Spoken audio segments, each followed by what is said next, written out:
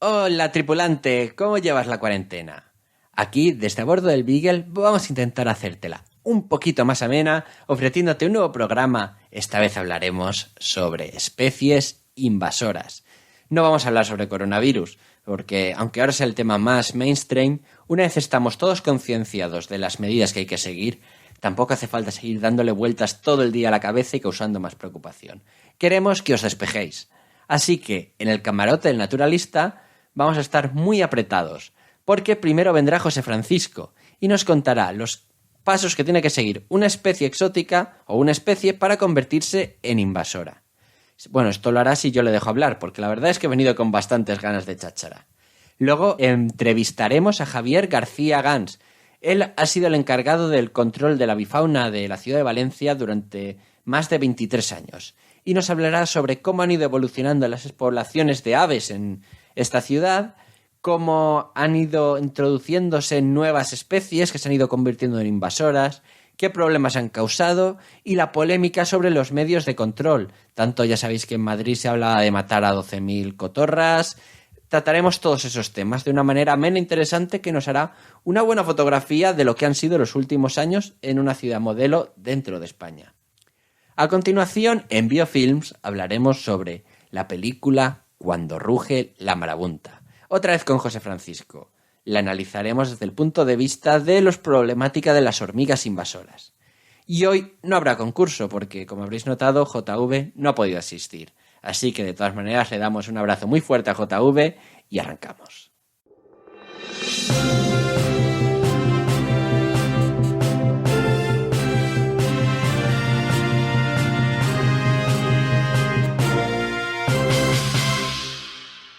Ya estamos aquí en un nuevo programa y, como sabéis, el tiempo es oro, así que ya os hemos explicado las secciones y sin más dilación vamos con el camarote del naturalista.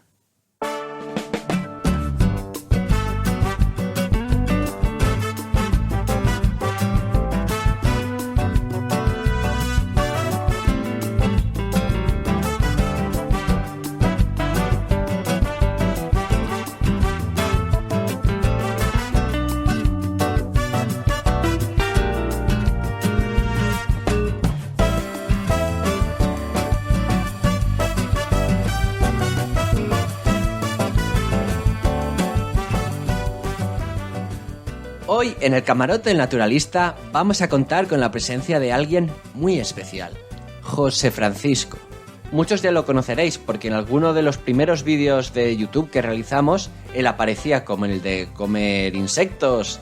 Él es una persona que estudió biología, doctorado en biodiversidad, especializado en concreto en parásitos de peces.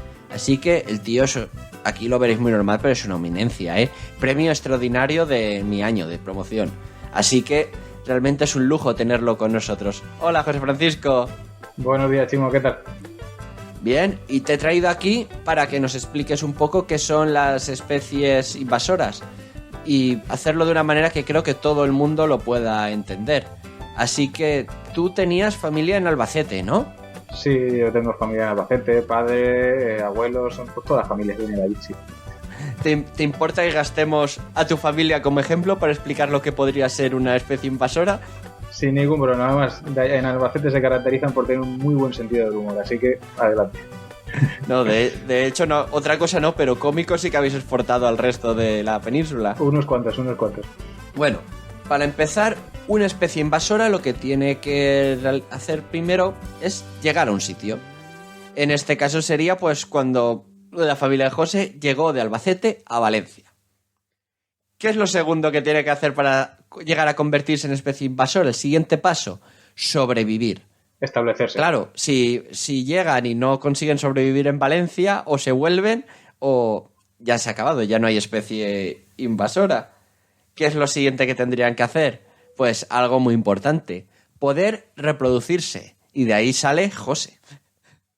Ahí yo soy una prueba viviente de que se pueden reproducir. Y es algo que se tienen que poder mantener el tiempo reproduciéndose. No está solo José, sino que además tiene un hermano. O sea que de momento está cumpliendo todos los pasos para convertirse en especie invasora. ¿Qué sería lo siguiente? que sea más eficaz que las personas locales. Hombre, en la carrera de biología eras un hacha, pero no sé si ya se puede considerar que eres más eficaz que los valencianos. Luego, encima, competir y desplazar a las especies locales y aumentar mucho su número. Esto hay que decir que, obviamente, no sois una especie invasora. Para ello tendría que empezar a llenarse Valencia de José Franciscos, cada vez hubiera menos valencianos y cada vez más José Franciscos. Al cabo de un tiempo se fuera perdiendo el valenciano y empezáramos a hablar con acento de Albacete, y esto acabaría sustituyendo la paella por las migas o por el gazpacho manchego. Y si eso se llegara a producir, ya podríamos hablar de que José Francisco es una especie invasora. Por suerte para nosotros no lo es. Dale tiempo, dale tiempo. Bueno, yo creo que ha quedado claro y que no queremos que nadie se ofenda con esto. Obviamente es una broma para que la gente entienda un poco cómo un organismo tiene que pasar por una serie de fases, ¿no? Una sería eso, estar especie naturalizada. Esa es la que hemos dicho que es a mitad, que ya puede vivir, pero no tiene por qué invadir. Hay otra cosa, obviamente, para que sea invasora, es que venga de fuera. Si no, sí que hay especies que crecen mucho y pueden desplazar al resto, pero si son propias de la zona ya no son la especie invasora. Sí que se pueden transformar en plaga en función de las condiciones, pero no sería una especie invasora. Bueno, José, nos vamos a ver más adelante porque parece ser que te has traído mucha información sobre la película Cuando ruge la marabunta. Sí, nos vemos ya en unos momentos. Venga, tío, ahora nos vemos. Hasta ahora.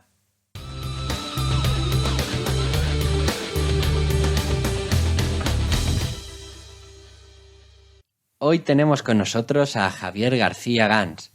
Como hemos dicho en la introducción, él ha sido el encargado del control de avifauna de la ciudad de Valencia durante muchos años, unos 23, y también con su empresa de gestoría ambiental Studibert se ha encargado de otros temas relacionados especialmente con avifauna. Ha dedicado a las aves casi toda su vida y hoy es un orgullo poderlo tener con nosotros. Hola, Javi. Hola, buenas tardes, ¿qué tal estamos? Nada, cuéntanos un poco cuál ha sido tu trabajo hasta el día de hoy. ¿Qué hacías? ¿Cómo gestionabais las poblaciones de avifauna aquí en la ciudad de Valencia?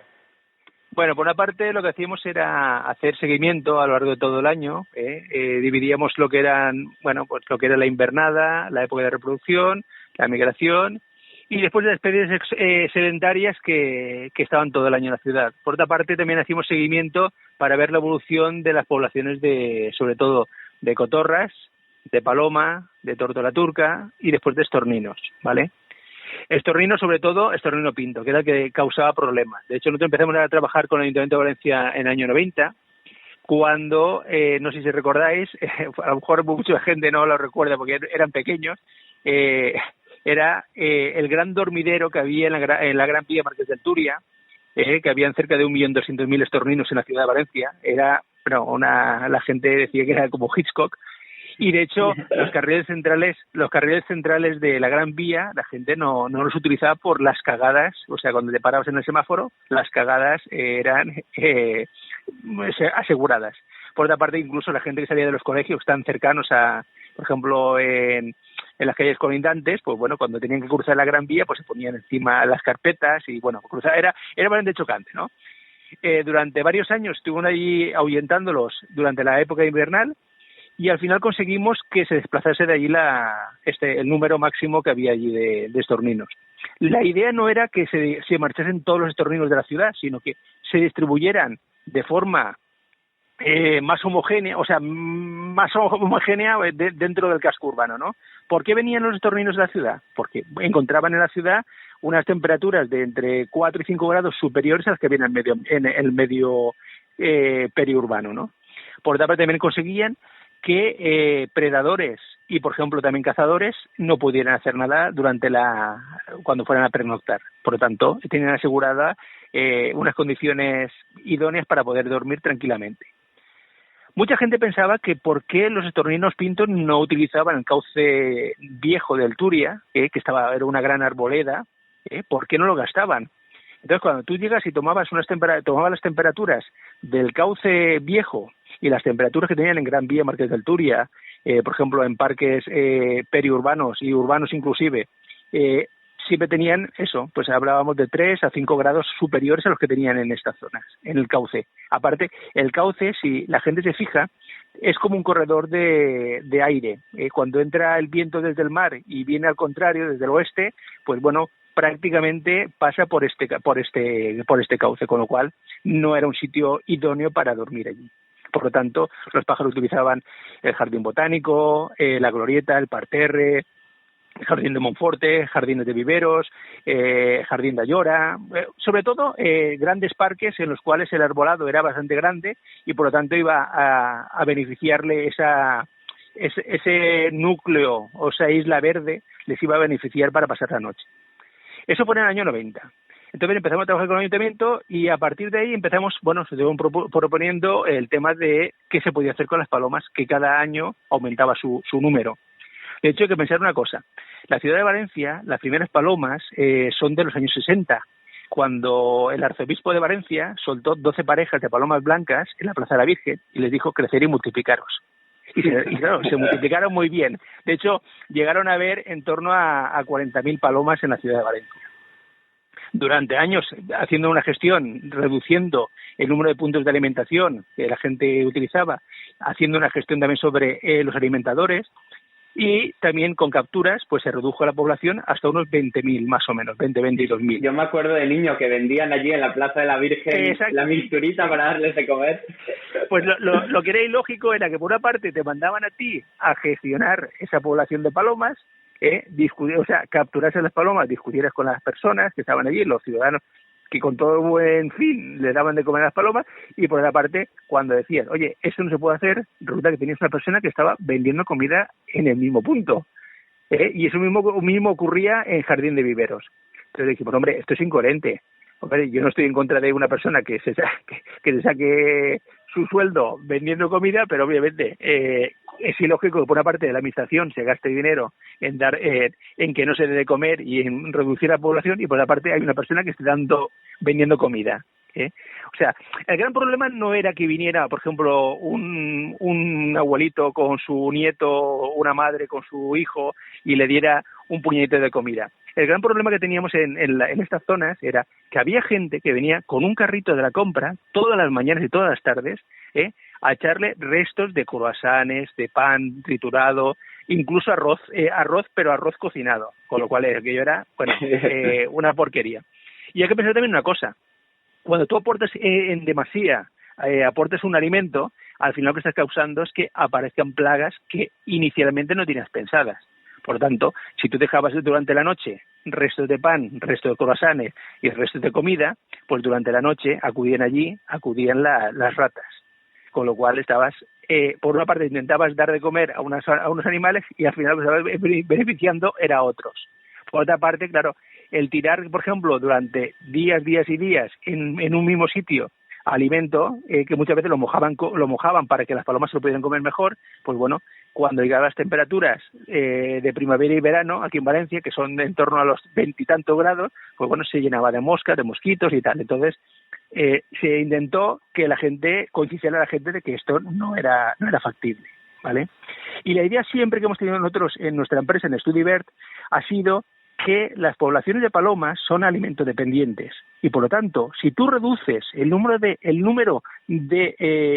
puntos de alimentación, con lo cual ellas tienen que moverse de un sitio a otro, el tiempo que estén buscando alimento y volando no están reproduciéndose. Por lo tanto, lo que vamos a hacer es distribuir de forma más o menos homogénea a lo largo de toda la ciudad, de forma que en aquellos puntos donde hay alimento disponible porque el medio lo permite, o sea, imagínate, un parque tiene un árbol que tiene frutos, pues esas frutas y esas semillas se las comerán las palomas, por lo tanto, permitirá que haya una población allí fijada. En aquellos puntos donde no hay alimento, pues lo que van a hacer las palomas, si tienen un punto donde pueden nidificar, lo que van a hacer es buscar sitios donde encontrar comida. ¿Qué van a hacer? Pues bueno, pues desde el centro de la ciudad podrían perfectamente buscar comida en la huerta.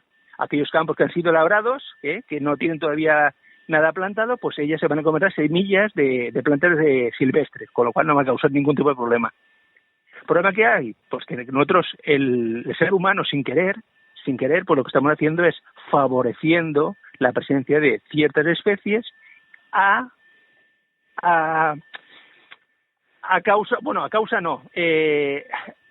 en detrimento de otras especies que lo que aumentaríamos sería la diversidad urbana, ¿vale?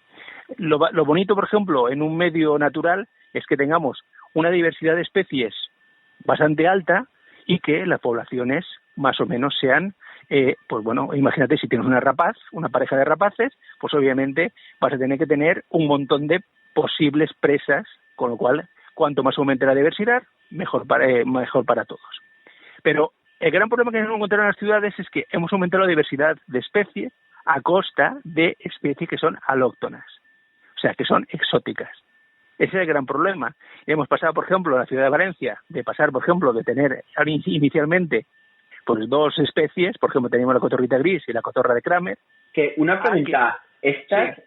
cuándo fueron introducidas? Porque yo de acuerdo de niño empezar a ver alguna cotorra de Kramer, igual había más, Sí. pero y poco a poco empezar a ver muchas más argentinas y ahora ya hay de estas que son cabecirrojas bastante más grandes. Sí, ¿Cómo ha sido esa evolución? Mira, las primeras cotorras que había en la ciudad de Valencia fueron la cotorrita gris. Y nosotros las primeras que vimos fueron en el año 87. Y dio la casualidad que estábamos haciendo un seguimiento de la avifauna del puerto de Valencia y dio la casualidad que vimos una cotorrita gris volando y caer al mar. La cogió un pescador. ¿Vale? Esto fue en el año 87. A partir de esa fecha fue cuando empezamos al tiempo a ver ejemplares en otros puntos de la ciudad, pero ya casi a lo mejor 3 o 4 años después, no en el mismo año 87. De la misma forma, la cotorra de Kramer, pues empezaron a aparecer también sobre el 88, 89, te digo todo de memoria, o sea que igual me confundo exactamente en el año, pero bueno, la idea era esa. Y la última especie en aparecer así de estas que forman números más importantes, pues es el conudo de cabeza roja o cotorrita de Guayaquil, ¿vale? Es una especie que está catalogada como en peligro en Guayaquil o en su área de distribución natural, y en cambio aquí, pues ha conseguido tener una población de entre 160 a 180 ejemplares, que inicialmente la gran mayoría de la gente las veía en las torres de Cuarta, era donde más se veían, y después también se veían mucho en la zona de Jardín Botánico, Gran Vía Fernando el Católico y todo eso. De ahí ya pasaron a cuando se hizo la remodelación de las torres de Cuarta, no remodelación, sino restauración entre comillas, y taparon todos los huecos que ocupaban las palomas, entonces se retiraron todas las posibilidades de nidificación allí en esas torres.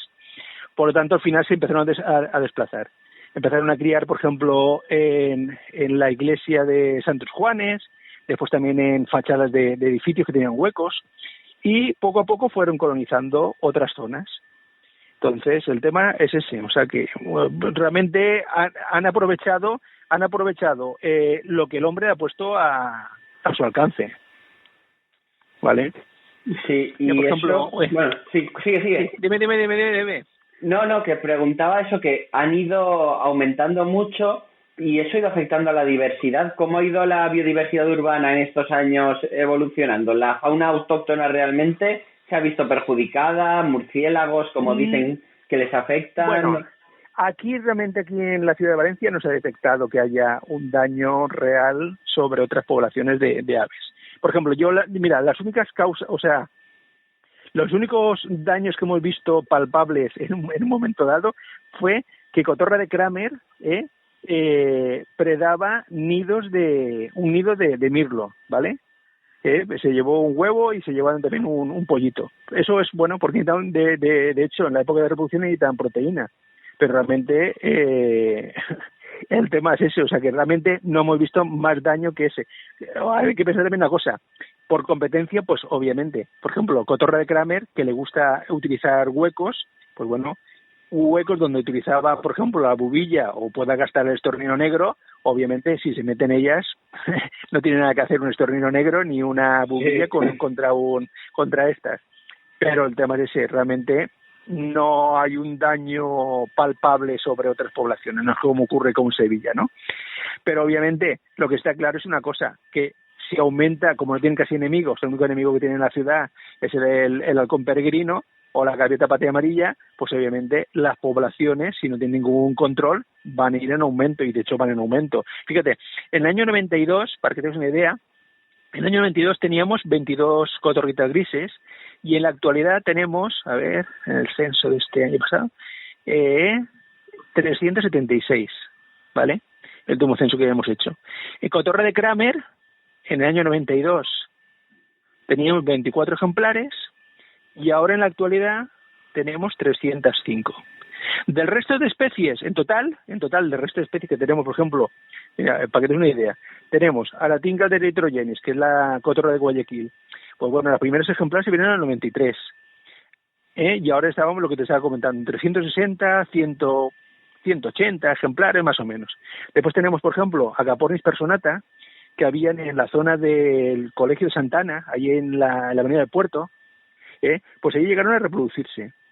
Pero bueno, estamos hablando de una abundancia de 6 ejemplares, tampoco en el año 97, me refiero, que tampoco es una cosa... Sí. Eso, en el año 94 se vieron 2 ejemplares de cotorra de cabeza negra, por ejemplo, de vez en cuando se ven ninfas, por ejemplo, periquitos también se suelen ver, incluso se vio una cacatúa oftálmica en el 99, es una especie más llamativa, pero un ejemplar que sería escapado y obviamente alguien lo cogió porque no se volvió a ver nunca más. De la misma forma también se vio también una ara severa, que es un guacamayo, y lo mismo en el año 99. Y después, por ejemplo, Aratinga acuticaudata, pues en el 93 había también un ejemplar. Por ejemplo, el oro Senegal, pues había en el 98, habían 3 ejemplares. Y, por ejemplo, y había también un ejemplar de Diopsitaca novelis, que es también una es casi entre guacamayo y loro, más o menos, para que tengas una idea, tiene un poquito la cola larga y tal, en el 2006, un ejemplar.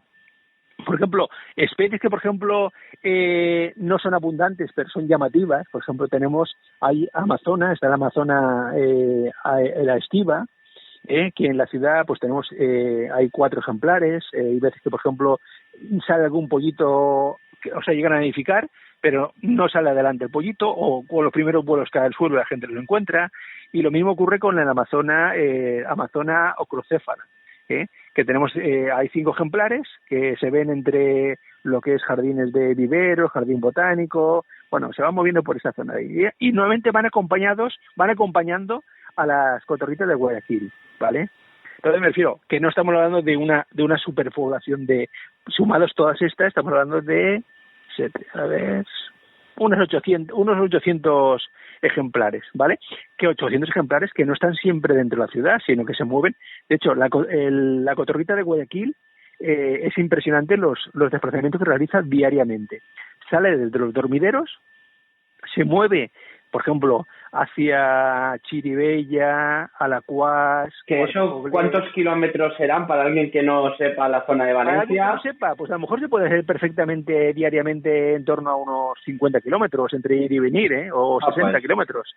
Que es llamativo, o sea, que dice, se mueve muchísimo. De hecho, nosotros, por ejemplo, cuando la vimos por primera vez, un grupito de 5 ejemplares, que además sabíamos que ese grupito después lo volví a ver en varios sitios, porque había un ejemplar que tenía la cola era colicorto, ¿no? O sea, la tenía rota. Con lo cual, era fácil decir, bueno, veo 5 ejemplares y veo siempre uno colicorto, pues obviamente es el mismo ejemplar. Pues mira, lo vimos en la avenida Peseta Lisandre. Hay una almeza allí que está en una zona con el cruce de la vía del tranvía, que hay una churrería, pues ahí en la almeza estaban comiendo. Pero es que a las 2 horas lo vimos en los Jardines de la Fe, y por la tarde lo vimos en la Gran Vía en Fernando Católico, con lo cual dices, este bicho no es como, inicialmente no es como cuando pensamos en la cotorra gris, que también se mueve mucho, inicialmente no se mueven tanto, pero actualmente las cotorritas, por ejemplo, que están en viveros, diariamente salen a la huerta de Benimaclet, bueno, lo que es San Miguel de los Reyes, sí, la zona norte de la ciudad. La zona norte de la ciudad, ¿vale? Con lo cual son animales que se mueven. Por ejemplo, en este caso, aquellas especies, por ejemplo, así como, por ejemplo, la cotorra de Guayaquil es muy frugívora y le gusta mucho, por ejemplo, cuando, por ejemplo, cualquier arbolado tiene frutos, pues bueno, ella va a aparecer ahí. En cambio, por ejemplo, la cotorrita gris ha llegado a aprender a que, por ejemplo, cuando en la huerta se extraen los cacahuetes para dejarlos a secar, sacan la planta, las tiran, la dejan secando, han aprendido y van a comerse los cacahuetes. Con lo cual, los dueños de los campos de cacao, bueno, pues cogen cada cabreo impresionante. Y de hecho, no les sienta bien. No les sienta bien. De hecho, hemos visto gente que ha puesto cepos y se ha fundido algún ejemplar, ¿vale? Entonces, claro, en esos casos sí que está causando un problema. Por ejemplo, cotorra de Kramer, en Aldaya, les hemos visto comiéndose en un almendro, en cosa de una semana, comerse todas las almendras que tenía el almendro, un grupito de 5 ejemplares, dices. O sea, que sí que pueden causar daño. Realmente, causar daño a otras especies, bueno, pues a lo mejor podrían transmitir algún tipo de enfermedad. No está descrito ninguna, por lo tanto, por esa parte, no está claro que cause ningún problema, pero obviamente, competencia sí que hay. Porque, por ejemplo, si te comes alimento, por ejemplo, en el tema de palmeras, que hoy en día tampoco es muy conveniente que ningún animal se las coma, porque ten en cuenta que como se inyectan para el picudo, sí. Claro, están inyectándole imidacloprid, con lo cual cualquier fruto que se coma, como se inyectan durante todos los meses, obviamente ese fruto va a estar tratado fitosanitariamente, con lo cual, por una parte dice, bueno, no tendrá picudo, pero a lo mejor para las aves que se coman estos dátiles, muy bueno no debe ser, ¿vale? Sí. Tampoco está descrito, tampoco sabemos, esas son ideas, pero que tampoco lo que sabemos con seguridad, si realmente, porque nos ha hecho analítica de ver cómo afecta realmente a las aves. ¿Vale? Y en Sevilla, que dices que sí que ahí parece que está afectando, ¿a qué está afectando realmente en Sevilla? Al nóctulo grande. Es una especie que, por ejemplo, baja todos los años, o viene todos los años desde Centro Europa a la península ibérica, a pasar de invierno. Y entonces, claro, se encuentran que, por ejemplo, en los sitios donde estos animalitos duermen en grandes árboles, en huecos de grandes árboles, pues bueno, la cotorra de Kramer también quiere meterse y a dormir y a criar, con lo cual, obviamente, entre una pelea entre un murciélago y una cotorra que tiene un pico bastante fuerte, pues bueno, causa daños en lo que son las alas y obviamente les impide el vuelo y por tanto al final estos animales mueren, ¿no? Entonces, claro, entre una especie que está en cierto peligro, con poblaciones bastante escuetas, o sea, mermadas ya, pues bueno, si cuentan con una especie que cada año va en aumento y que aparte les causa problemas, obviamente, pues claro, entre una especie autóctona y una alóctona, pues claro, lo que la administración dice, a ver, no podemos permitir que a costa de estas especies, pues bueno, cause daño a especies que son autóctonas, que están en peligro, ¿no? Que hay que defender. Y es por eso el tema, ¿no? O sea, no es porque la gente le tenga manía a las especies exóticas, que la gente dice, oye, tú realmente ves un grupito de cotorras y enseguida se te va la vista a ella, dices, qué chulo, tal. Bueno, qué chulo si no duermen al lado de tu casa, porque el sonidito de las argentinas... Mira, yo por ejemplo, aquí en Valencia hemos visto problemas gordos en colegios que tenían palmeras y que tenían también nidos de cotorras. Entonces, claro, era imposible dar clase. De hecho, después tienes otro problema añadido, por ejemplo, en la cotorrita argentina. Pues en la cotorrita argentina hace nidos que pueden pesar entre 60 y 200 kilos perfectamente. Entonces, imagínate ese nido enganchado a una palmera, en el momento que tiene cualquier tema de problema, si ese nido cae y está dentro de un colegio o en una zona de juego de niños, pues bueno, es súper peligroso. De hecho, en los nidos que están en viveros, no sé si lo habrás visto, en la zona de la Rosaleda, pues bueno, están justo al lado de lo que es un palomar que se instaló hace unos años allí, en el año, creo que fue el 90, bueno, cuando el plan Eñe, no me acuerdo exactamente cuánto tiempo hace ya. Pues bueno, pues allí justamente hay una colonia de cotorra gris, bueno, y están criando sobre todo en pino carrasco. Bueno, son nidos que a lo mejor pesan 50 kilos y claro, el día que ves que hace bastante viento es bastante peligroso estar en la parte de abajo y es una zona de juego de niños. Claro, directamente no causa ningún problema a los niños, pero obviamente si te cae un nido de 50 kilos de una altura a lo mejor de 15 metros, pues bueno, posiblemente te haga daño. Entonces el tema de ese... ¿Y el control?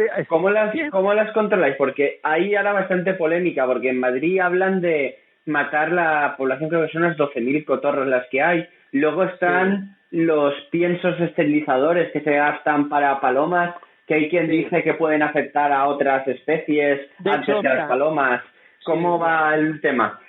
A ver, el tema es, como nadie quiere mojarse los pies, o sea, pues ni las manos, pues el tema es bien claro. Por ejemplo, dices, a ver, ¿cómo voy a controlar una población que va en aumento? Pues bueno, tienes varias posibilidades. Una, actuar sobre la reproducción, ¿vale? Actuar sobre la reproducción, tienes dos posibilidades. Una, actuar directamente, con lo cual significa que subo con una plataforma y retiro los pollos o los huevos que hay en el nido, por lo tanto, y quitado. Imagínate, si tienen entre 4 y 7 huevos, aunque hemos encontrado en en Valencia un nido que tenía 12 huevos, pues bueno, de normal estamos retirando las posibles poblaciones ulteriores, ¿no? O sea, a largo tiempo. Pues ten en cuenta una cosa, que una cotorrita gris o una cotorra de Kramer perfectamente puede vivir 20-25 años, con lo cual, si a partir del tercer año, porque normalmente los primeros años fallan bastante, no crían bien, pero a partir de ese momento, claro, si van sacando todos los años 5 pollitos o 4 pollitos, pues imagínate, en poco tiempo, bueno, lo que hemos visto, la curva que han hecho de crecimiento de la población, Entonces, claro, si tú no tomas medidas, pues obviamente cuando te vais a dar cuenta, te va a pasar como pasó en Barcelona, que primero tenían sobre 800 ejemplares, de eso estamos hablando del año 90 y algo, y cuando te quieres dar cuenta tienes 5.000, 6.000 o 7.000 ejemplares, y dices, ¿y ahora qué hago? A ver, es lo que te comentaba al principio, no sé, te lo cuento fuera de la idea, pues con el tema de un avispón, el avispón oriental. Pues bueno, cuando nosotros vimos los primeros ejemplares, se retiraron y se acabó el problema.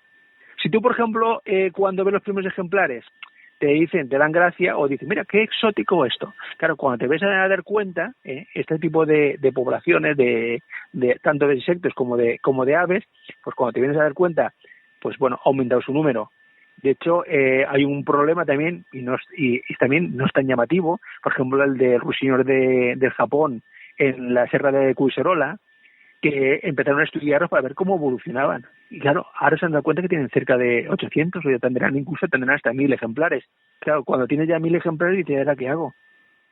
No es lo mismo retirar 20 ejemplares, que lo puedes meter en cualquier pajarera, en cualquier sitio, a decir, voy a meter 1.000 cotorras en un santuario, como mucha gente dice, hay que hacer un santuario para meter las cotorras. Y cuando tú le dices, oye, 12.000 cotorras en un santuario, en un jaulón, es mucho, o sea, y lleva mucho dinero por delante, ¿no? Entonces el problema es ese. Hay que gestionar, y hay que gestionarlo. Hay pros y contras, ¿no? Hay gente que dice, no hay que tocar nada, la naturaleza ya marcará el límite. Claro, ¿dónde está el límite? Pero lo hemos iniciado nosotros, ese límite. Quiero decir, hemos tirado una piedra y luego no verá dónde cae. Exactamente. Entonces el problema que tenemos es ese. Dices, a ver, chico, pues habrá que hacer algo. A ver, el tema de, por ejemplo, de los anticonceptivos, que están diciendo, que mucha gente se dice, hay que gastar el ornistoril, hay que gastar tal. Vale, hay que pensar una cosa. Estamos gastando un producto farmacéutico de uso veterinario, que es un anticoccidio. Es un anticoccidio que como efecto secundario lo que hace es que esteriliza momentáneamente, o sea, temporalmente, a la hembra que está consumiendo. Vale, para eso tiene que llegar a una dosis X. Cosa que no está probado que, por ejemplo, en la ciudad donde, aparte de la comida que le da el ayuntamiento, por ejemplo, en el tema de las palomas me estoy refiriendo ahora, ¿vale? Vale. El alimento que está dándole el ayuntamiento con ese pienso, o sea, ese pienso esterilizante, entre comillas, lo que estamos haciendo es, dice, le pongo esa comida, pero ¿comes exclusivamente esa comida?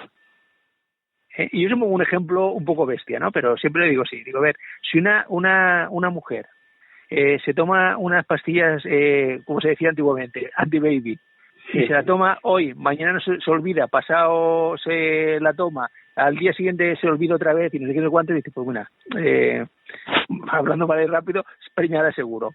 Pues bueno, pues en este caso ocurre parecido. Si, por ejemplo, esa dosis no se mantiene segura durante el tiempo que toca, porque tú dices, no, sí, vienen palomas a comer. Vale, vienen palomas a comer. ¿Habéis tomado muestras de esas palomas para saber si realmente en sangre tienen la cantidad necesaria para que no se produzca eso. ¿Habéis cogido algunos ejemplares, algunas hembras, y las habéis eutanasiado y habéis mirado si realmente está esterilizando a esa ave? ¿O simplemente es una idea, ¿vale? Pero que después hay que pensar otra cosa. Así como, por ejemplo, para esterilizar una paloma necesitas X gramos, por ejemplo, para un gorrión o cualquier otra ave que se pueda acercar a comer en estos comederos, pues bueno, te puedes tener el problema de que cuando el maíz, que ellos dicen, no, el maíz no se rompe. Por ejemplo, en una tolva donde tienes a lo mejor 50 kilos de pienso, pues quieres que no, se golpea, se trocea y entonces no puedes asegurar que no va a comerlo ninguna otra especie de menor tamaño. Es el problema que hay. Entonces, claro, dicen, no, a los gorriones no les afecta, a los verderones tampoco. Dices, ¿estás seguro? ¿Está demostrado que no ocurre esto? Entonces, claro, son todo ideas que sí, que inicialmente dices, sacrificio cero, no mató nada, pero no estamos afectando a otras especies sin querer afectarlas, que posiblemente sean más... Ten en cuenta una cosa. Más vulnerable. El gorrión está yendo para abajo bastante.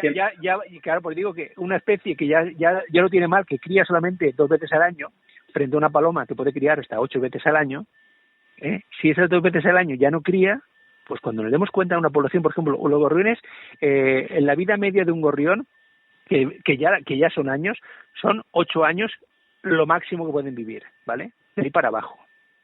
Entonces, si tú, por ejemplo, durante 4 años o 3 años estás afectando a una población, por ejemplo, de gorriones, que aprenden, igual que aprenden las palomas y las tórtolas a ir a comer ese punto, pues también pueden aprender también los gorriones y decir, bueno, yo me como las virutillas que no se comen los otros, ¿vale? Sí. Entonces, igual sí que estamos afectando negativamente a esas poblaciones.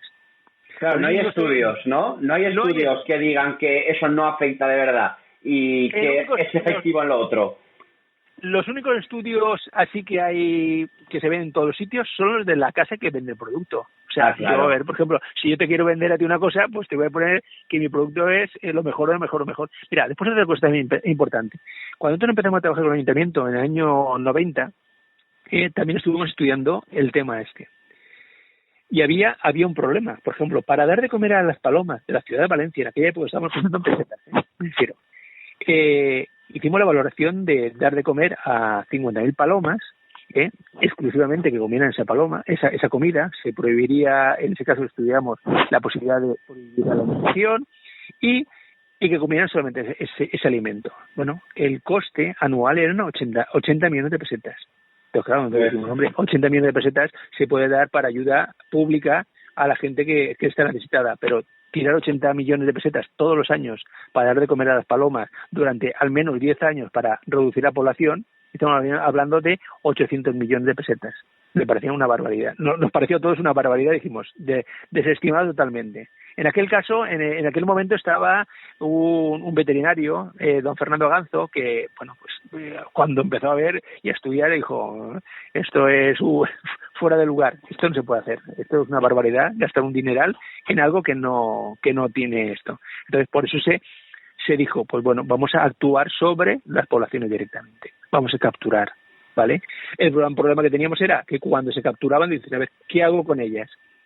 Si miraron posibilidades y dijeron, pues para los centros de recuperación o para cualquier uso que sea, que por lo menos tenga un beneficio para la fauna, ¿no? Y dijo, pues para dar de comer a las rapaces. Bueno, obviamente eso era inaceptable porque las analíticas mostraban que tenía un montón de parasitemia, con lo cual no se podía dar a ningún animal. Sí. Entonces al final se decidió que directamente se eutanasiaban y se llevaban a residuos, ¿no? O sea que a incineradora. Pues lo que te estaba comentando con el tema de las cotorras. La gente dice, no, le pondremos unos comederos para que vengan las cotorras a comer.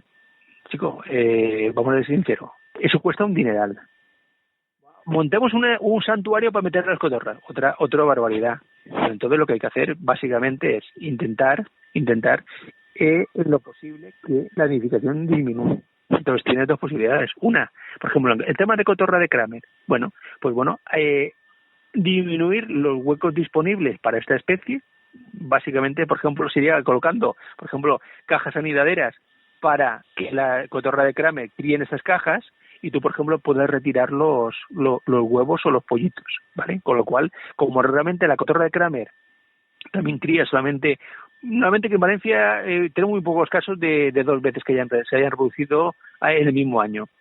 Bueno, pues bueno, si le quitan los huevos o los pollitos, sabes que ese año no va a aumentar la población, ¿vale? Entonces, no estamos quitando ejemplares adultos, pero claro, cuando ya te encuentras que tenemos 300 y pico cotorras, claro, estamos hablando en números más o menos, pues estaremos hablando sobre unas 100 parejas, ¿vale? El resto son ejemplares inmaduros y tal y mal, ¿vale? Pues sobre 100 parejas.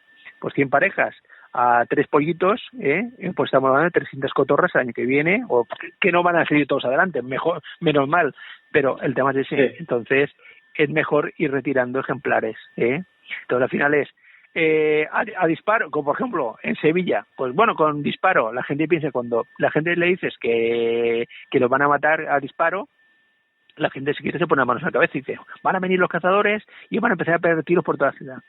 Bueno, la idea no era esa, sino que era tiradores experimentados. Por ejemplo, no sé si lo habrás conocido, el tema de las malvasías. Sí, la malvasía la canela era la de aquí, y la americana era la... ¿Cuál era? Una estaba en mucho peligro y la otra venía y acababa hibridaba. La jamaciensis estaba... Era la que era americana, y la Kira es la Oxiura leucocéfala, ¿vale? Entonces, ¿qué pasaba? Tenía el problema de hibridación. Esa hibridación lo que hacía es que causaba una merma en las poblaciones autóctonas, y por otra parte realmente la riqueza de especie. Lo que estaba haciendo era hibridándose, con lo cual al final no vamos a tener ni una especie ni la otra. La especie americana procedía de Reino Unido, de ejemplares de colecciones que se habían ido unificando, y al final se habían ido escapando, se habían ido a parques y al final iban colonizando. Entonces, la gente, nadie se planteó en que había que pegarle un tiro a estos ejemplares, incluso los híbridos. ¿Por qué? Porque de esta forma se ha mantenido la población, de la península ibérica, se ha aumentado y se mantiene. Si se hubiera llegado a hibridar tanto, hubiese desaparecido la especie nuestra. Claro. Aquí no es la pureza genética de plan nazi, no como mucha gente en el momento que dices tú, hay que erradicar especies que son exóticas. ¡Buah! Esto ya es, que no es nazismo. Estamos hablando de que las especies exóticas, ¿por qué llaman exóticas? Porque son especies que han llegado a nuestro continente o a nuestra península ibérica porque la hemos traído nosotros. No porque han venido de forma natural. Por ejemplo, la gente llega y dice, ¡ay! Es que la tórtola turca es una especie también exótica. No, perdona. La especie de la tórtola turca es una especie que ha venido colonizando desde bueno, no es realmente de Turquía, pero bueno, ha ido colonizando en Europa, y poco a poco, en los años 60, empezó a llegar a Asturias, y de Asturias fue colonizando, y al final llegó a Valencia sobre la misma fecha que casi que las cotorras, sobre el 80 y algo. Y entonces había también otra especie muy similar, que era la tórtola collariza, que es un poquito más pequeña, que esa era la típica que tenía la gente en las casas. Por ejemplo, la gente que tenía aquí en Valencia, tenía mucha gente que decía, yo tengo tórtolas. Bueno, las tórtolas pues eran tórtolas collarizas, que es Streptopelia roseogrisea. Es una especie que realmente es africana, bueno, con unas variantes, porque realmente son de colección y tal, y se han variado, se buscaron colores. La típica que cuando saca el mago una tórtola de la chistera, sí, pues ese es de tórtola, pero la variedad blanca, ¿no? Pues bueno, inicialmente en la ciudad de Valencia era tórtola rosogrisea, que eran procedentes de ejemplares escapados del antiguo aviario que había en el Jardín Botánico de la ciudad de Valencia. ¿Vale? Ese jardín botánico, hubo una tormenta, cayeron ramas de los árboles, rompieron parte de los jaulones y estas tórtolas escaparon. Entonces, a partir de ahí, pues bueno, fueron colonizando la ciudad. Estamos hablando sobre 200 ejemplares, una cosa así al final, ¿no? Pero bueno, cuando llegó la tórtola turca, un bicho un poco más grande, bueno, un poco más grande, no, bastante más grande y más potente, al final, pues la población de tórtola rosogrisea desapareció. Sí, por competencia, supongo. Por competencia. No si la atacaran, es la... Claro, por competencia con la otra, claro. Y entonces encontró también la tórtola turca, encontró una cosa aquí en Valencia, que de la misma forma encontré también, por ejemplo, en Tarragona, era que tenía un puerto donde se descargaban toneladas y toneladas de grano. Entonces, si tú te fijas, cualquier tarde, cualquier ciudadano de la ciudad de Valencia se pone en el cauce del Turia y se pone, por ejemplo, a las 11 de la mañana, un domingo, cuando podamos salir, ¿vale? Sí, cuando vuelva la libertad. Pues exactamente. Nos sentamos ahí simplemente mirando, te coges una Coca-Cola o lo que quieras tomarte y te quedas mirándote el flujo de tórtolas, cómo se mueven desde el centro de la ciudad o desde los parques de la ciudad, se van todos hacia el puerto. Pues estos ejemplares lo que van a hacer es en el puerto van a buscar donde están los hilos de grano, de temagra, y entonces lo que van a hacer, y antiguamente se había otra también que se llama moiresa, y en los dos sitios iban a alimentarse. Y llegan en algunos momentos, por ejemplo, comían tal cantidad de pellets que eran de alfalfa, que después se iban al parque de Benimar, que está en Nazaret, y iban allí a la fuente, bebían, y claro, se les hinchaba tanto el buche que al final morían de un reventón de exceso de alimento. Claro, los piensos secos que luego se expanden cuando se mojan. Claro, pues imagínate, te comes unos pellets de alfalfa, te vas allí, bebes, y bueno, en plan sangonera, pues estás muerto de un pasón brutal. Y la gente se que decía, envenenadas, han envenenado las tórtolas al lado del puerto de Valencia, en Nazaret. Y no eran envenenadas, simplemente que habían aprovechado un recurso que había allí disponible y habían comido todo lo que podían y más. Entonces, claro, después iban a beber y después se marchaban. Y el problema que tenían era irse, ¿vale? Sí. Entonces, claro, el tema de esta especie es una especie que ha llegado de forma natural. No es una especie exótica, no es una especie invasora. Las especies invasoras son aquellas especies exóticas que han llegado a un territorio que no era el suyo, y como tiene unas condiciones ya de por sí, por ejemplo, la cotorrita gris, en Argentina ya es una especie considerada plaga. ¿Por qué? Porque afecta a los cultivos. Entonces es una especie que muy ubiquista, o sea, que llega a un sitio y dice, aquí, a ver, ¿de qué me puedo...? Es generalista, ¿no? O sea, ¿qué puedo comer? Puedo comer granos, puedo comer brotes, puedo comer no sé qué. A la hora de reproducirme me junto un montón de ejemplares para defenderme mi nido.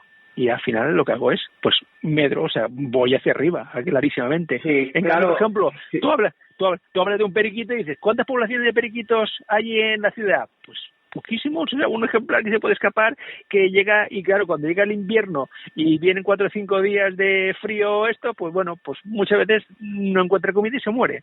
Pero en cambio estas especies ya de por sí, en sus zonas, ya saben, o sea, ya causan problemas, con lo cual, cuando tú las cambias de un sitio a otro, pues obviamente aumenta su población. Por ejemplo, la gente dice, oye, Amazonas también se escapan y tal, y digo, pues sí, claro, va a haber, por ejemplo, no es lo mismo la reproducción de un Amazonas, que a lo mejor le tira casi 5 meses para sacar adelante sus pollitos, y obviamente no es lo mismo, o sea, no tiene nada que ver. Es como si dices, a ver, es lo mismo las poblaciones de cernícalos que la del águila real, pues no va a ir tan en aumento tan rápidamente la población de águila real como la de los cernícalos. Si los cernícalos tienen alimento disponible en un medio urbano, pues bueno, pueden sacar hasta 5 pollitos, pues obviamente ese mismo cernícalos en el medio natural, pues a lo mejor sacan 3 o 2. ¿Por qué? Porque depende del año y del alimento disponible, pues esto, en la ciudad los cernícalos encuentran comida fácilmente y por tanto se reproducen muy bien.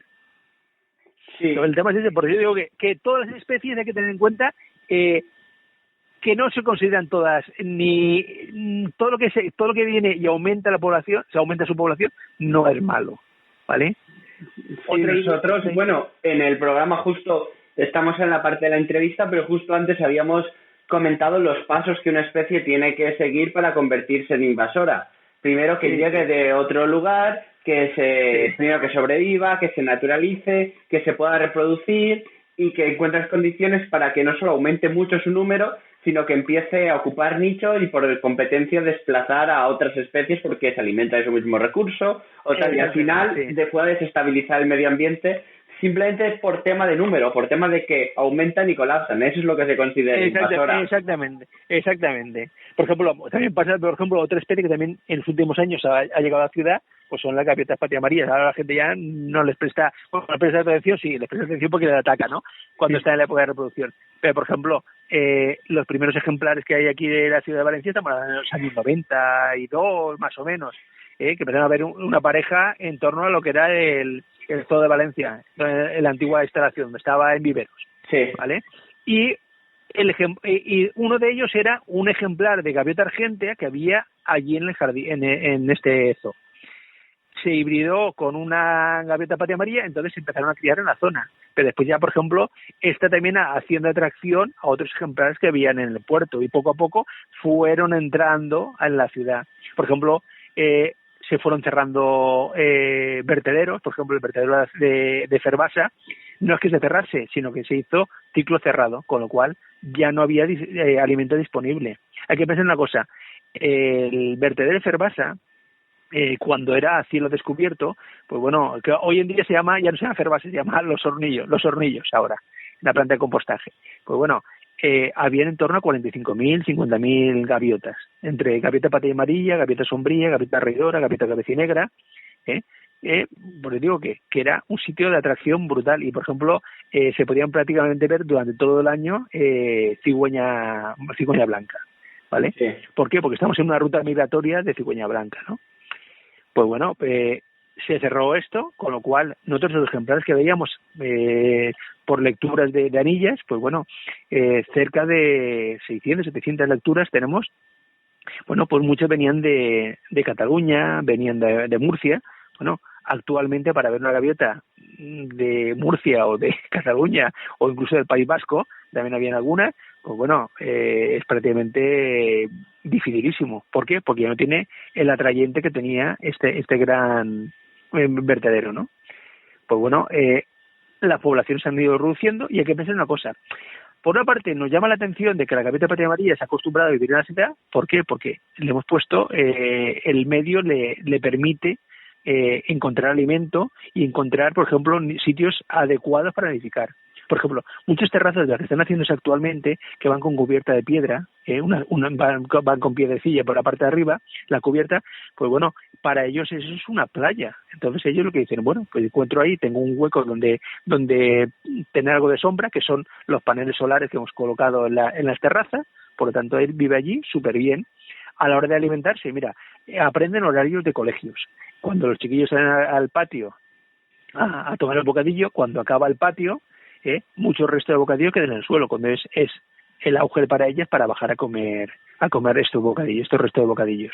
Si te pones, por ejemplo, enfrente de, ahí en Alameda, en Jacinto Benavente, el colegio Catesquina, que no recuerdo ahora exactamente qué nombre tiene, pues bueno, ahí puedes perfectamente ver 8 o 9 ejemplares en la hora del bocadillo que están ahí pendientes. Por en ejemplo, Biopark saben cuándo damos de comer a los animales, están esperando. Claro, sí, pero te digo que el tema es eso, o sea que, y de hecho cuando han sacado a veces, sacan a ciertos rapaces, pues bueno, en época de reproducción, las atosigan de tal forma que el animal, al final el rapaz tiene que bajarse al suelo, porque eso es imposible, ¿no? Pero eso yo lo estaba viendo yo, cómo se le tiraban dos a un águila, no me acuerdo qué especie de águila era, y diciendo, pero un águila, tengo que volver. La bocinglera creo que es, sí. Sí, es la bocinglera, es verdad. Mira, para que te des una idea, si aprenden los animales, la gaviota de Darwin y crían en el puerto, cuando llega la época de reproducción, que están ahí con los pollitos, pues aprovechan la actuación que hay de los delfines en los Oceanographic para ir a comerse las sardinas con las cuales premian a los delfines, con lo cual es un incorde, porque dice, a ver, voy a premiar al delfín y viene la gaviota de Darwin y se me lleva el tema. Por ejemplo, fíjate, siendo también autóctonas, la gaviota de Darwin está acercándose a el medio urbano y de hecho ya nidifica dentro de la ciudad, bueno, en el entorno de la ciudad.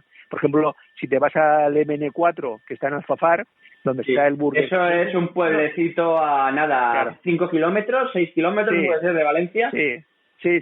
Pues mira, pues para que des una idea, ahí tienes, no sé, Burger King o McDonald's, no lo sé qué. Pues bueno, aprovechan, como la gente llega y se ponen fuera en el coche a tomarse allí la hamburguesa y tiran restos, pues bueno, la gaviota de Darwin ha aprendido a hacer. Eso mismo lo hacen también en el McDonald's que está al lado del Lidl, en el Camino Nuevo de Picaña, a la altura del Macro, Sí. la zona de Bala de Quart. Ahí también lo hacen, ¿vale? Hay una pareja también allí.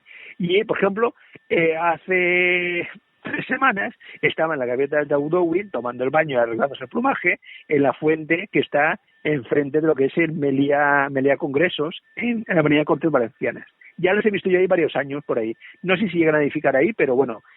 Pero fíjate, para que te des una idea, hemos visto incluso ejemplares venir todos los días a coger bocadillos, restos de bocadillos, en la avenida Padre Méndez, en Torrent, en un colegio, ¿vale? Que se llama La Marcha Ella. Bueno, pues venir a comerse los restos de bocadillos y decir, pero perdona, si estás a 15 kilómetros del mar, pues bueno, han aprendido y han dicho, a ver, aquí hay alimento disponible, y como casi todas las poblaciones, pues bueno, como son alimento dependientes, pues bueno, donde encuentro ese recurso que me va a permitir alimentarme y bueno, y llevar adelante pues la reproducción, pues bueno, me voy a acostumbrar ahí. Y es lo que ocurre con la gaviota. La gaviota, por ejemplo, la gaviota patía amarilla, no es lo mismo los ejemplares que vemos en invierno a los que vemos ahora en verano, por ejemplo. Para que te des una idea, por ejemplo, en invierno, en la ciudad de Valencia, vamos a ver, te voy a decir, invernantes. Mira, por ejemplo, en el año 92, por ejemplo, como invernantes, en el año 92, en la gaviota patía amarilla podíamos ver 7 ejemplares, ¿vale? En el año 2020, a ver si llego,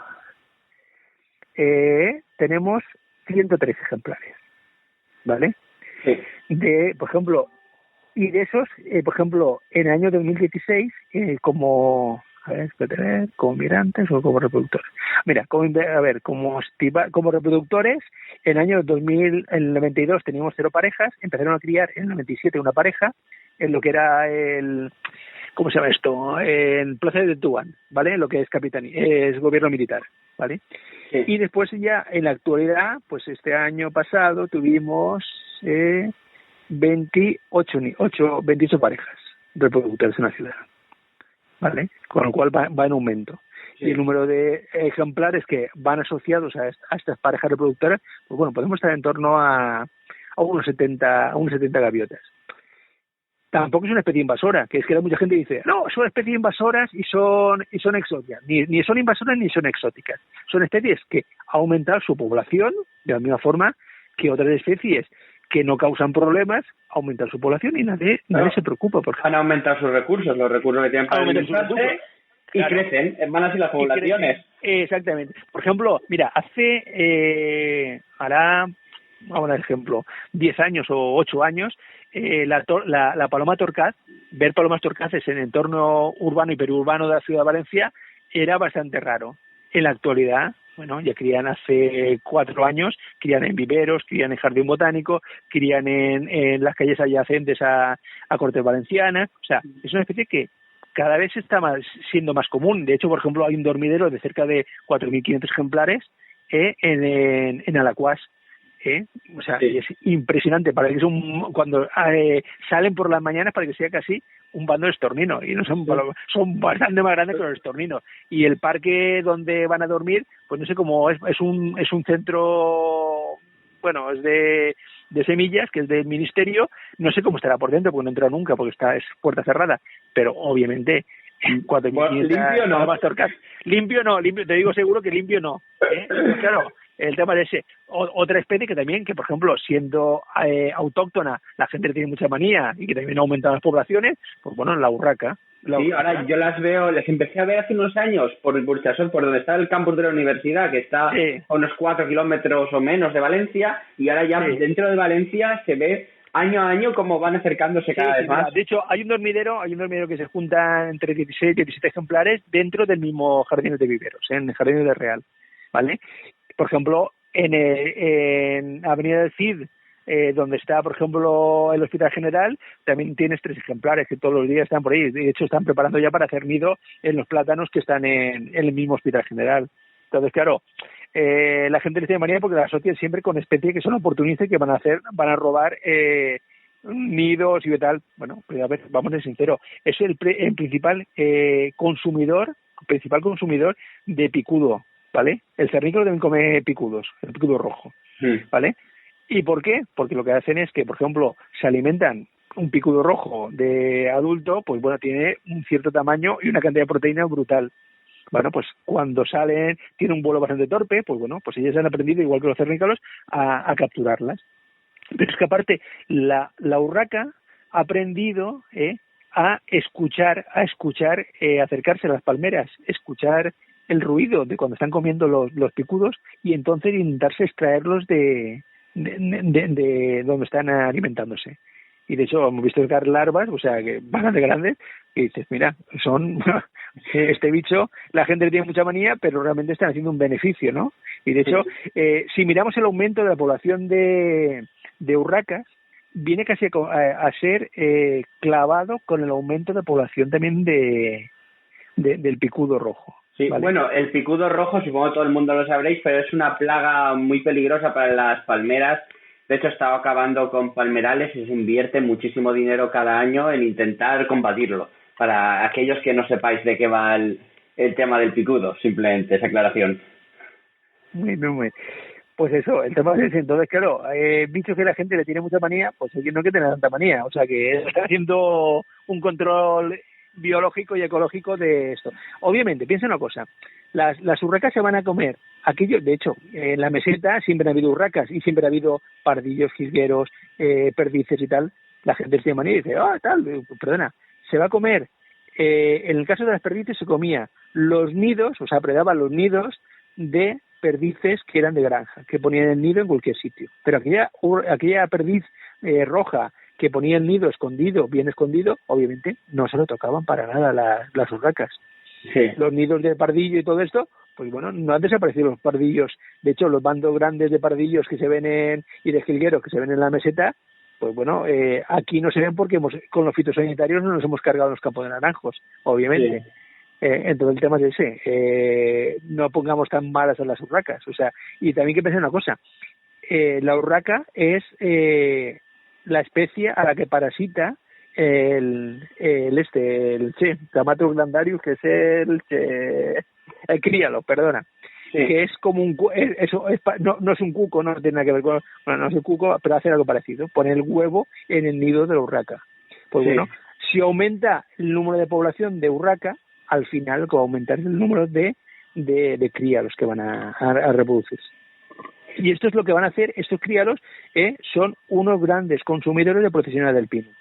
Pues mira, eso no se debería, otro de las plagas que tenemos por aquí. Pues digo que, entonces por eso digo que, bueno, hay que mirar siempre la parte positiva, no ponernos siempre la parte negativa, ¿vale? Las gaviotas patas amarillas que hablábamos antes, pues bueno, la gente dice, la gaviota tal. Bueno, pues las gaviotas están actuando como controladores de poblaciones de paloma y de tórtola turca.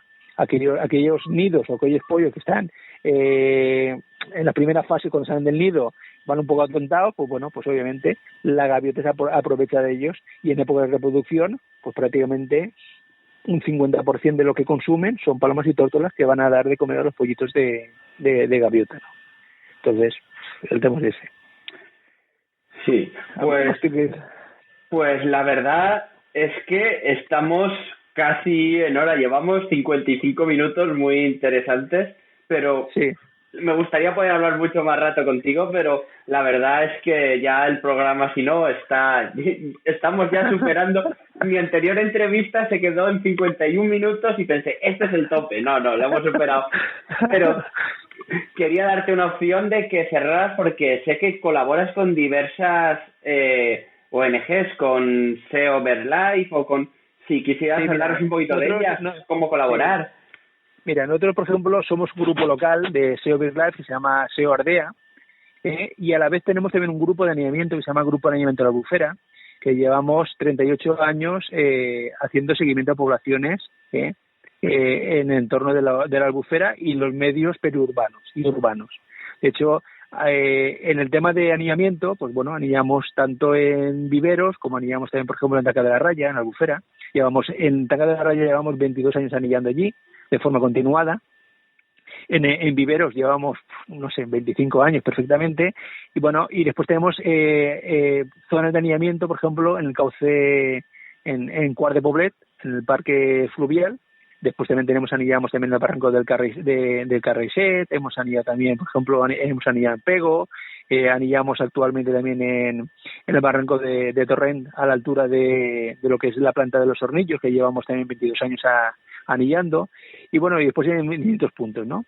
Y la idea es esa, o sea, ver cómo evoluciona el medio natural y las aves, sobre todo, y cómo va variando dependiendo de las condiciones tanto climáticas como del medio que las rodea, ¿no? Por ejemplo, imagínate, ha aumentado el número de parques y la extensión de cobertura vegetal dentro de la ciudad de Valencia, y por lo tanto ha aumentado también el número de diversidad de especies que habitan en estos parques.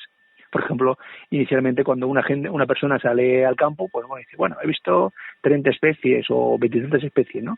Bueno, pues actualmente perfectamente en un día de primavera, ya fuera de la época de reproducción, me refiero, fuera de la época de migración, mejor dicho, pues perfectamente podemos ver 40 especies, perfectamente podemos ver dentro de la ciudad, y lo habitual, por ejemplo, en parques como viveros o jardín botánico, todo eso, pues en torno a 58, 59 especies podemos ver, ¿vale? Entonces, una cosa también que decimos siempre nosotros, en nuestro grupo que hacemos actividades con chiquillos y tal, hay que levantar la cabeza, hay que mirar al cielo, hay que mirar los árboles, y si te das cuenta y te vas fijando poco a poco, no hace falta llevar prismáticos. Inicialmente es mejor aprender a mirar, a buscar, y cuando ya sepas buscar y te empieces a fijar en las cosas, entonces cuando hay que gastar los prismáticos.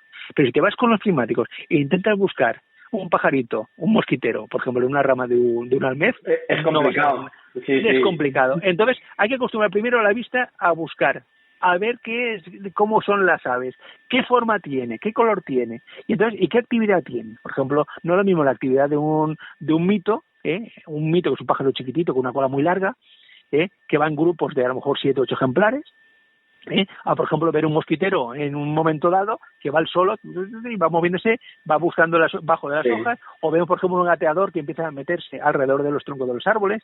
Entonces el tema es ese, o sea que hay que saber aprender. Y nosotros la idea que tenemos es, con esa actividad que hacemos en viveros una vez al mes, ahora cuando acabe la cuarentena y podamos hacerlo otra vez, pues bueno, nosotros lo que hacemos, por una parte, hacemos anillamiento, con lo cual los chiquillos ven de cerca las especies que habitan en los parques, para que no piensen que solamente hay paloma, tórtola y gorrión. Bueno, gorrión cada vez les olvida más. Cada día hay menos, por ejemplo, digo, pero bueno, que aprenden que hay muchas especies. Y que cada una se alimenta de una cosa y sabe buscar esto. Por ejemplo, la gente le llama la atención cuando anillamos un agateador. El agateador es un pájaro normalmente de bosque, que tiene un pico muy largo, curvito, que parece casi, de aspecto, parece casi un colibrí, pero con el pico así, o un pinzón de Darwin, y dices, este pico es tan raro, esto es que es deforme. No, es el pico específico para poder sacar insectos. Pues bueno, eso es lo que nosotros intentamos, que los chiquillos aprendan, y es una actividad lúdica que hacemos en domingo, no cobramos nada, y lo hacemos en viveros, lo hacemos entre las 9 de la mañana y las 11:30, eso.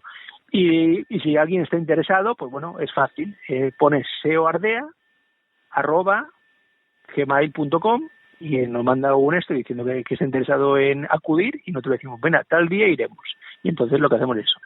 Siempre tienen que venir con los padres, Nosotros la actividad pueden venir de cualquier edad, ¿no? Me refiero que pueden venir tanto niños de 4 años como de 70 años o 80 años, ¿no? Me refiero que no buscamos solamente, puede venir cualquier persona.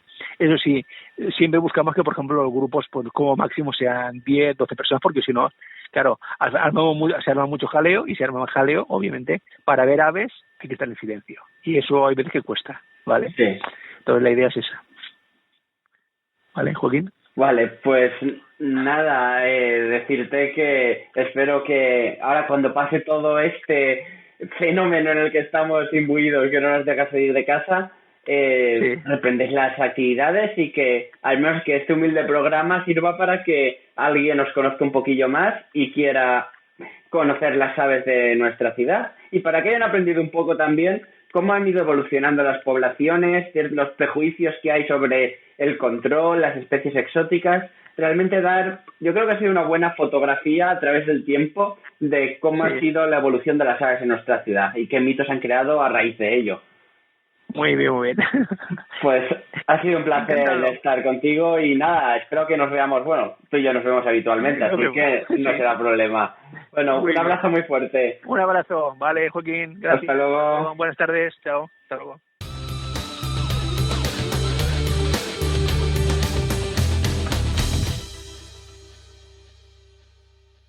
La verdad es que es un lujo poder tener invitados con toda esta experiencia y tantas ganas de contarnos y de transmitirnos su conocimiento. Pero este programa no para. Así que ahora seguimos con Biofilms, donde os hablaremos sobre la película Cuando ruge la marabunta.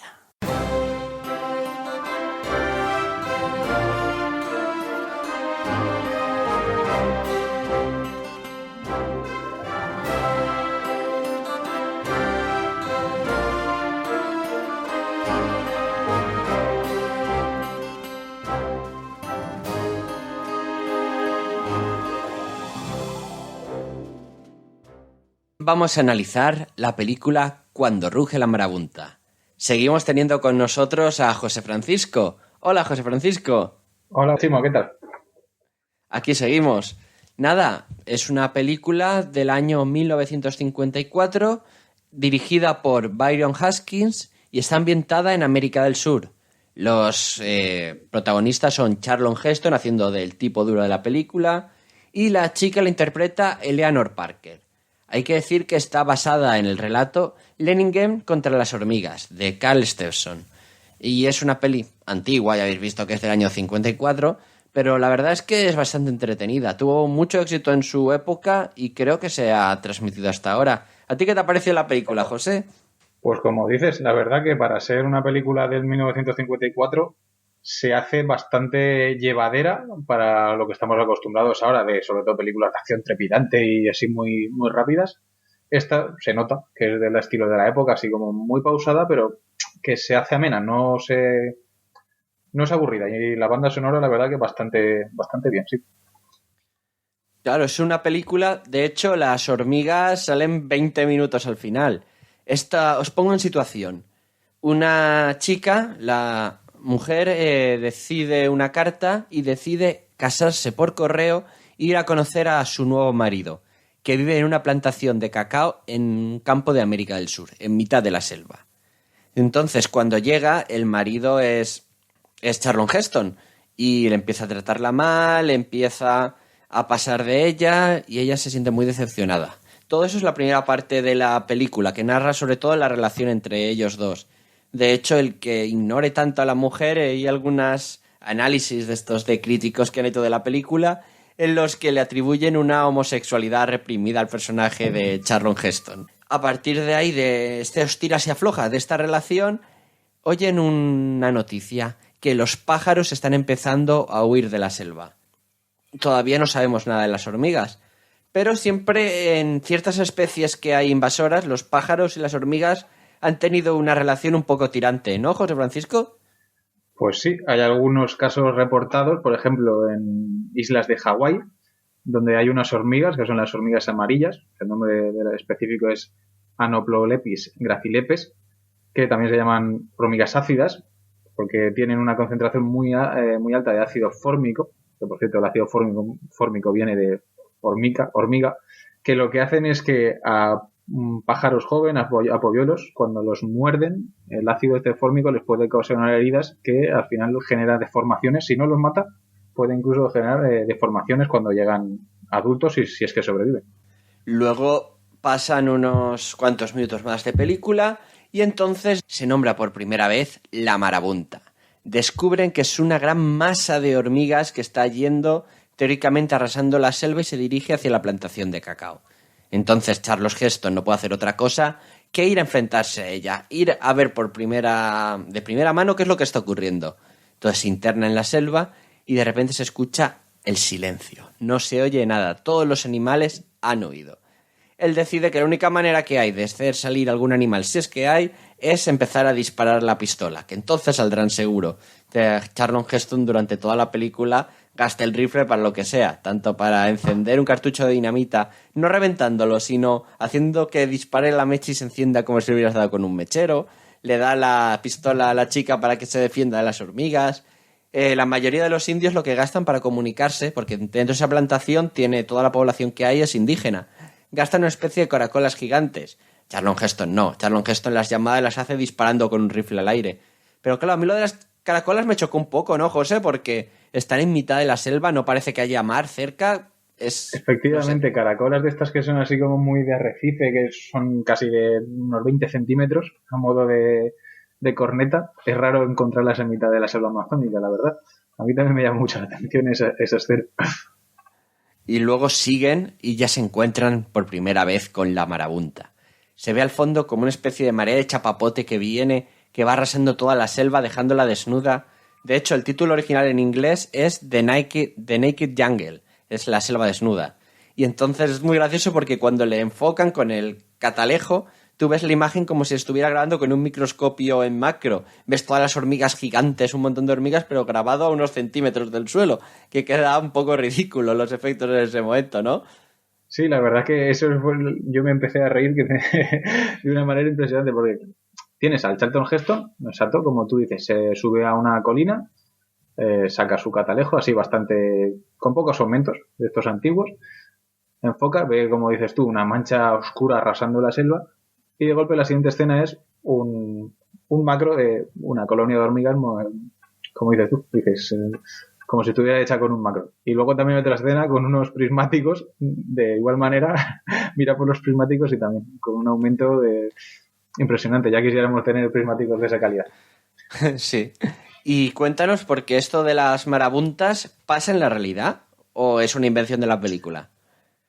A ver, está basado en una realidad, pero como tú dices, es una ficción. La marabunta realmente son migraciones de colonias muy grandes de hormigas, que no es solo una especie, pueden ser hasta 200 especies diferentes, que suelen llamarse hormigas legionarias, pero no arrasan selvas de esta manera. Sí, pueden afectar cultivos, porque eso pueden ser migraciones de millones de ejemplares, pero sobre todo, a lo mejor cultivos donde haya ya especies fitófagas, como ácaros, etcétera, que también se alimentan de ellos, pueden ocasionar daño, pero no como se ve en la película, que es como una plaga de estas bíblicas de langostas que arrasan por donde pasan.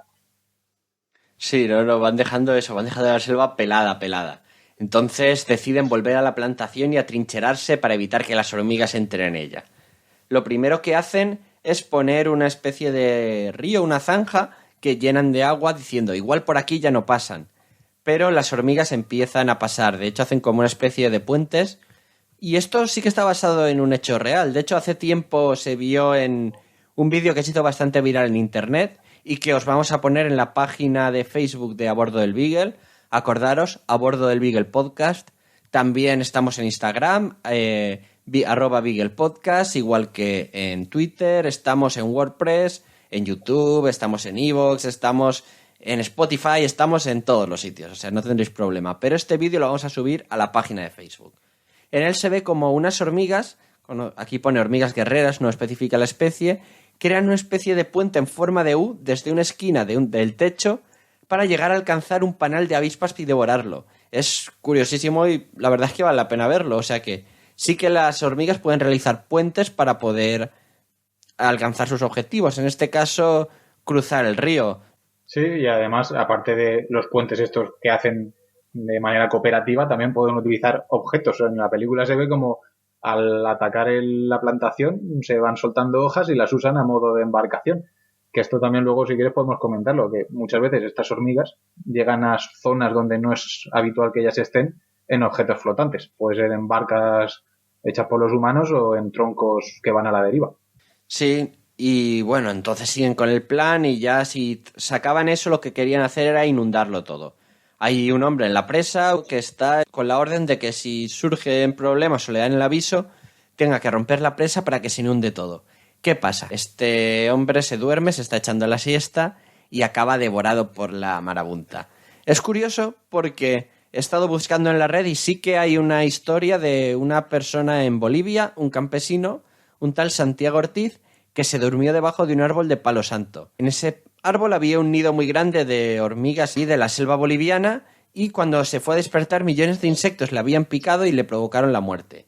No sé cuál es la veracidad de esta noticia, pero vamos, está publicada en un diario. O sea que sí que es verdad que hay muertes por hormigas. Claro, quizá pues sea por alguna reacción alérgica, ¿no? Sí, claro, normalmente lo que suele suceder cuando muere alguien por hormigas es que le pican muchas y le produce una reacción alérgica. Entonces muere de un shock anafiláctico. No muere devorado por las propias hormigas, como se muestra. Aunque bueno, en esta escena se le ve también que se va poniendo así como morado, hinchado. Igual sí que pueden haberlo hecho con un poco del rollo de que le daba una reacción alérgica. Es posible. Luego, obviamente atraviesan eso y empiezan a quemar zarzas, a quemar todos los muebles y se encierran, pasan toda la noche quemando cosas y no pasan las hormigas, pero ya están sitiados. Y llegan a descubrir Charlton Heston que la única solución que tienen es volar la presa para que se inunde todo y se lleve las hormigas, volver al plan inicial. De esta manera decide que es él el que tiene que hacerlo, ¿no? ¿Cómo era esta escena, José? Pues sí, una vez ya se ven rodeados por las hormigas que le han pegado fuego a la barricada esta y ha servido de poco, como es normal, el protagonista de la película, muy americano, pese a estar en la selva, sale a lo Rambo con un cartucho se había puesto aceite, ¿no? Una especie de aceite, sí, pero como un poquito, como si fuera colonia. Sí, unas gotas de Chanel número 5 para salir a enfrentarse a la marabunta. Que eso lo protegería, dice. Sí, y como digo, sale a lo Rambo, ¿cuánto eran? Unos 2 kilómetros de distancia hasta donde tenían la presa para volarla por los aires. Sí, todo un mar de hormigas, pisando un mar de hormigas. Sí, lo cubren entero y bueno, al final se tira un poco al agua y con sumergerse en el agua ya se libra de todas las hormigas. Y como comentabas al principio, el cartucho de dinamita lo que hace, lo pone en la presa con muchos esfuerzos y lo enciende, como decías tú, no con un mechero, con el revólver. Le pega un tiro a la mecha y se enciende. Y ya ahí explota la presa y su plan pues de inundar la plantación entera, pues oye, es un defecto. Y así se ahogan las hormigas, se las lleva y todo felices y comieron perdices. Aunque a mí no me convence nada, la verdad, lo de cruzarlo entre hormigas. Yo tengo, una anécdota de cuando estuve con mi chica en Uganda. Allí hay unas hormigas en la selva que se les conoce hormigas safari. De hecho, suelen habitar la misma zona que los chimpancés o que los gorilas que vas a ver. Y a mi pareja, Carla, ella iba con 1000 ojos porque realmente le daba mucha fobia que le mordiera algún insecto.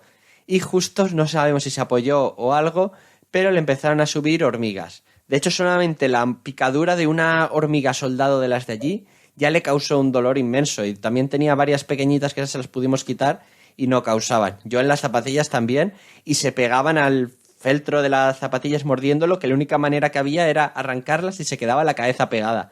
Y yo tuve la suerte de que no me mordieron solamente cordones y zapatilla, pero eran unos nidos que bullían de hormigas, que con una actividad o unas cadenas de hormigas que había que tener mucho cuidado. Era uno de los peligros que te enfrentabas allí si vas a ver gorilas o chimpancés. Que teniendo un poco de ojo normalmente los evitas. Lo que pasa es que si vas pendiente de los animales, haciendo fotos, muchas veces dejas de mirar al suelo y eso es un error. Sí, son pequeñitas pero matones. Y luego, las hormigas, esto de las hormigas invasoras, allí eran de la propia selva amazónica, pero sí que están saliendo hormigas especialmente de Sudamérica y yendo a otras islas, a otros países y están causando muchos problemas. ¿Qué nos puedes contar sobre esto, José? Pues, por ejemplo, donde ocasiona más problemas es, como hemos dicho antes, en las islas, donde los ecosistemas están en un equilibrio muy delicado. Si llegan especies invasoras, pueden ocasionar problemas. Como, por ejemplo, en las Galápagos, la hormiga cabezona, que el nombre específico es Pheidole megacéfala, lo de megacéfala es por lo de cabezona, lo que hace es, aparte de desplazar a otros insectos y a otras hormigas, a las aves, antes hemos dicho que podían causar deformaciones, estas se comen a los pollos, o sea, están cargándose especies de insectos de la isla y vertebrados también, o sea, que afecta al ecosistema entero. Y como decías tú, la mayoría de estas especies de hormigas agresivas, muchas vienen de Sudamérica, en concreto incluso de Argentina, salen hasta 5 especies diferentes que han llegado a todas partes del mundo, a Europa incluso, tenemos ejemplos. Sí, aquí tenemos en Doñana, creo que tenemos algunos casos de hormigas invasoras, ¿no? Sí, la hormiga argentina, que se ha visto en Doñana, que es Linephitrema humile, ha desplazado muchas especies y se está estudiando si puede desplazar a una hormiga endémica de Doñana, que es Cataglyphis floricola, pero parece que están conviviendo porque tienen diferente uso del hábitat. Pues según las horas y la temperatura del día, pues unas son más diurnas y otras más al atardecer o nocturnas. Entonces parece que pueden convivir, pero a otras hormigas del parque sí que las han desplazado y pueden ser un riesgo. Y parece que sea una tontería, mira, pues cambiamos unas hormigas por otras, pero no. Especialmente si son hormigas agresivas, pues es eso, pueden atacar invertebrados, a pequeños lagartos y pueden causar un desequilibrio en el ecosistema, aparte de lo ya comentado antes de las aves, que lo que hacen es eso, meterse en los nidos y morderlas o incluso devorarlas.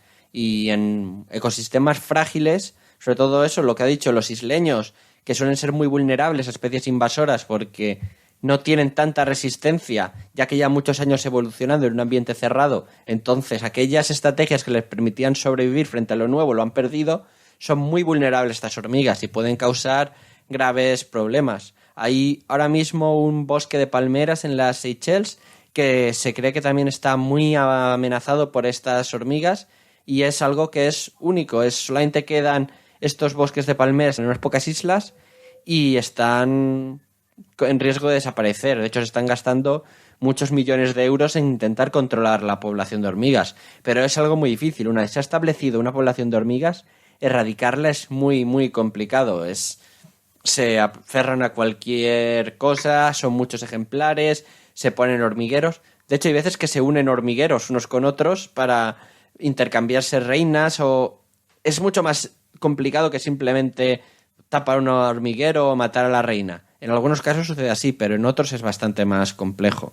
Sí, efectivamente. Hay colonias aquí en Europa, se ha visto que pueden tener varios cientos de kilómetros porque un hormiguero se reproduce liberando una serie de reinas que instauran otros hormigueros, pero mantienen contacto con la colonia inicial. O sea que es como una gran red que puede extenderse esos miles de kilómetros. Son como una unidad inmensa. Sí, mira, yo en uno de los primeros vídeos que hicimos aquí en A Bordo del Beagle sobre las hormigas, me acuerdo que mostraba el hormiguero que tenía yo de Mesor barbaricus, que son unas hormigas. Estas son buenas, estas no se comen a nadie. De hecho, son autóctonas de aquí de la península y son hormigas de cereal, que lo que hacen es ir cargando cereales, los llevan a pequeños granitos de cereal, los llevan a su hormiguero y allí esperan a que se deshagan un poco y los devoran. Pero bueno, es una manera, la verdad es que muy interesante de ver cómo funciona todo este mundo de las hormigas. De hecho, una vez las tienes ya te vas fijando que hay vuelos de hormigas, que es unos días al año que salen todos los machos y todas las reinas. Entonces lo que se hacen suelen ser cada día de una especie, no tienen por qué ser correlativos, sino que cada especie suelen salir, normalmente después de las lluvias, en un momento diferente. Entonces tú te fijas y ves que están muchos machos volando y algunas hembras. Se suelen fecundar en el aire y entonces la hembra ya baja al suelo, pierde las alas, se las arranca y ya empieza a esconderse para buscar un hormiguero. Allí pasa una serie de meses enterrada hasta que pone los primeros huevos y a partir de ahí ya empieza a desarrollar su colonia. Entonces es el momento en el que muchas veces se le puede capturar.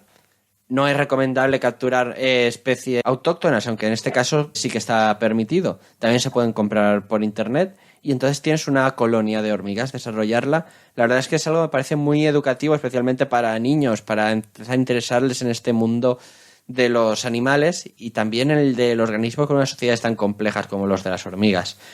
Pues José, ¿algún comentario más sobre la película? ¿Alguna cosa más que te haya gustado? Que no sea ver a Charlton Heston sin camiseta, que eso sabíamos desde el principio que iba a suceder. No, pero tampoco sale mucho. Además, la vestimenta es muy señorial para estar en la selva. O sea que, en general, no sé, la película me ha gustado. Como decíamos, para ser tan antigua, la recomiendo. Pues nada, espero que os haya gustado este análisis que hemos hecho de Cuando ruge la marabunta. Y nada, José, esperemos seguir teniendo colaboraciones y viéndonos en próximos programas. Por supuesto, no lo dudes. A ver si te nos conviertes en el nuevo JV. No, pero que tanto como JV no. Bueno, tío, un abrazo muy fuerte. Un abrazo, Chimo.